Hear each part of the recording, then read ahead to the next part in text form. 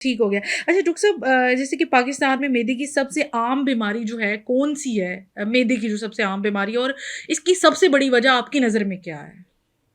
हमारे अगर इस बर-ए-आज़म की बात करें तो यहाँ पे हमारी कौमी बीमारी जो है वो फ्लोटिंग है, हुँ, अफारा है, हुँ, गैस है, एसिडिटी है और हुँ, साथ में लोग ये कहते हैं कि मेरा खाना मुँह में वापस आता है। हुँ, बिल्कुल।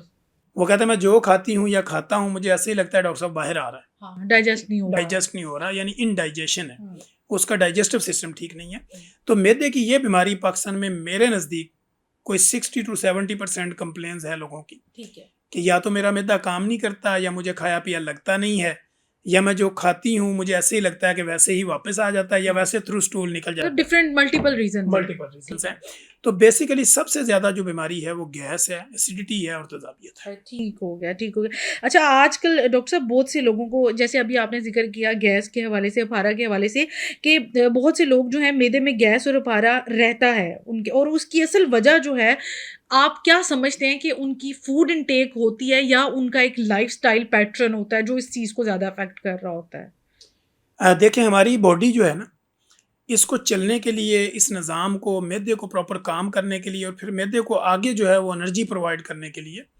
हमारे डिफरेंट किस्म की डाइट चाहिए होती है। ठीक है। डाइट में सबसे पहले मैं अपने लोगों को अक्सर ये समझाता हूँ कि देखें आपने फाइबर लेना है, प्रोटीन लेनी है, फैट लेनी है और एंड पे आपने कार्ब्स लेने हैं और ठीक है। पानी का इस्तेमाल करना।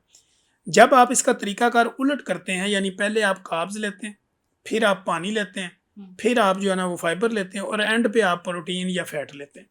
हमारे यहाँ ऐसे ही होता है, आप किसी भी बिल्कुल शादी ऐसी पे बात चले है। जाएँ, तो वो आपको पहले आपको नान, चावल इस तरह की चीज़ें खा लेंगे, उसके बाद में कोई हलवा जात खाएँगे और उसके एंड पे जाके वो पानी कोई पानी पिएँगे या पिएँगे कुछ भी। और फिर अगर कोई सलाद पड़ा या फ्रूट होगा तो वो खाने के एंड पे खाएँगे। आंसर खाएँगे, तो जी। इस रूटीन की वजह से आपका मैदा जो है वो इंडाइजेशन में चला जाता है, उसकी डाइजेस्टिव सिस्टम ठीक नहीं होता और साथ में आपको तेज़ाबियत, गैस, अफारा बनना शुरू होता ठीक और डॉक्टर साहब इसका एक पैटर्न क्या है कि सबसे पहले आप लिक्विड इनटेक करें और उसके बाद फिर आप कार्ब और खाने वाली चीज़ों की तरफ आएँ इस तरह से, ठीक है। हो गया? बिल्कुल ठीक। अच्छा डॉक्टर साहब कुछ लोग जो है ना खाली पेट चाय भी पीते हैं, कॉफ़ी और इस तरह की चीज़ों का दीगर चीज़ों का इस्तेमाल करते हैं, तो खाली पेट चाय पीना ये मैदे के लिए कितना नुकसानदेह होता है? देखें ब्रेकफ़ास्ट अच्छा।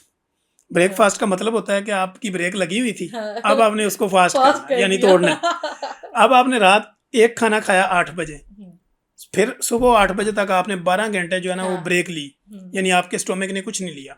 हुँ, अब आपके मैदे में जितनी भी आपकी बॉडी की इंसुलिन है वो एक नॉर्मल पोज़ीशन पे गई हुई है। हुँ, अब आपने जब फ़ास्ट किया फ़ौरी तौर पे आपने चाय पी तो आपने क्या किया कि तेज़ाब का काम किया। ठीक है। आपने चाय ली, चाय में चूँकि बैड कैलोरीज़ हैं, वो गई अंदर, उन्होंने जाके इंसुलिन को स्पाइक किया और आपकी बॉडी का फंक्शन शुरू हो गया बगैर कुछ खाए हुए।